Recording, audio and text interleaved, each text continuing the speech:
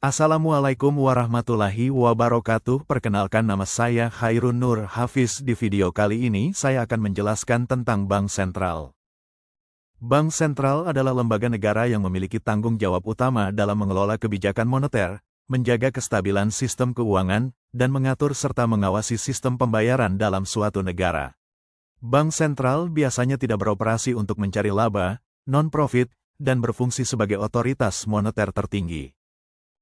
Tujuan Bank Sentral. Tujuan utama Bank Sentral dapat berbeda berdasarkan kerangka hukum di tiap negara, namun secara umum mencakup a. Menjaga stabilitas harga, inflasi terkendali. Inflasi yang tinggi menurunkan daya beli masyarakat dan mengganggu stabilitas ekonomi. Bank Sentral menetapkan target inflasi, misalnya 2-3% per tahun, untuk menjaga keseimbangan antara pertumbuhan dan kestabilan. b. Stabilitas sistem keuangan. Melibatkan pengawasan terhadap bank dan lembaga keuangan lain agar tidak terjadi risiko sistemik yang dapat menimbulkan krisis. c. Stabilitas nilai tukar. Nilai tukar yang stabil mengurangi volatilitas harga impor dan ekspor. Bank Sentral dapat melakukan intervensi di pasar valuta asing untuk menstabilkan kurs. d. Mendorong pertumbuhan ekonomi. Melalui kebijakan moneter akomodatif, Bank Sentral dapat mendorong konsumsi dan investasi untuk meningkatkan pertumbuhan ekonomi real. e. Menjaga kelancaran sistem pembayaran. Sistem pembayaran yang efisien adalah syarat penting bagi kelancaran transaksi ekonomi.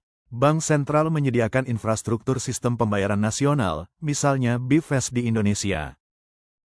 Fungsi Bank Sentral secara rinci. a. Otoritas moneter. Bank Sentral menentukan dan menjalankan kebijakan moneter guna menjaga stabilitas harga dan pertumbuhan ekonomi. Ini mencakup pengaturan suku bunga acuan, jumlah uang beredar, kredit perbankan. b. Penerbit uang. Bank Sentral satu-satunya lembaga yang memiliki hak mencetak dan mengedarkan uang kartal. Ini mencegah inflasi tak terkendali akibat penerbitan uang oleh banyak pihak. c. Lender of last resort. Bank Sentral memberikan fasilitas pinjaman darurat kepada bank-bank yang menghadapi masalah likuiditas jangka pendek agar mencegah kebangkrutan dan krisis sistemik. d. Pengelola cadangan devisa. Cadangan devisa, foreign exchange reserves, digunakan untuk intervensi di pasar valuta asing, pembayaran utang luar negeri, stabilitas nilai tukar. Pengawasan dan regulasi perbankan. Melalui otoritas pengawasan, seperti OJK di Indonesia, Bank Sentral mengatur rasio kecukupan modal, likuiditas bank, praktik perbankan yang sehat. f. Fasilitator sistem pembayaran. Menyediakan infrastruktur dan regulasi untuk transaksi antar bank, pembayaran digital, transaksi retail dan grosir. Peran Bank Sentral dalam krisis. Saat terjadi krisis, misalnya pandemi COVID-19 atau krisis keuangan global, Bank Sentral dapat melakukan kuantitatif easing, QE, pembelian besar-besaran aset untuk menyuntikkan likuiditas, penurunan drastis suku bunga acuan, relaksasi GWM dan aturan kredit, intervensi pasar untuk menjaga stabilitas nilai tukar dan obligasi.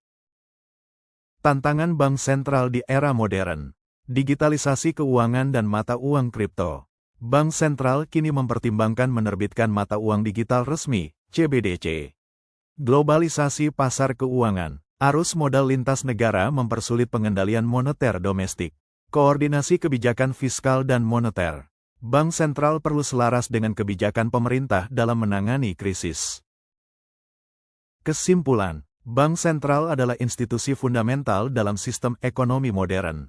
Melalui berbagai instrumen dan kewenangan, Bank Sentral menjaga stabilitas harga, sistem keuangan, dan nilai tukar.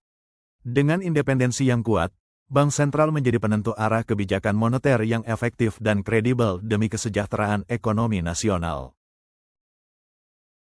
Sekian video ini saya buat. Assalamualaikum warahmatullahi wabarakatuh.